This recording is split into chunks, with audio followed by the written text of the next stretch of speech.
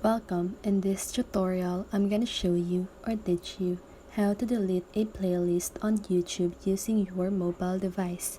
So if you want to know how I did it, just keep on watching.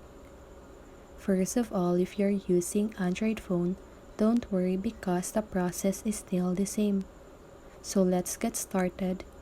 So first of all, you want to open your YouTube app and go to library by clicking the library button at the lower right corner of your screen. And then here, as you can see, these are all of my playlists. So you just want to choose the playlist that you want to delete and click on it. So for example, this one.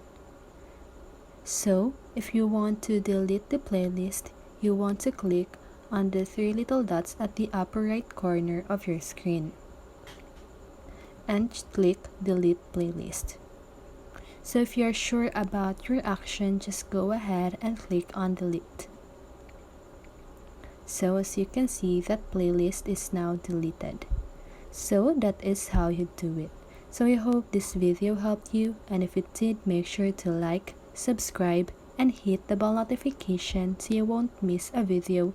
See you on the next one and have a great day.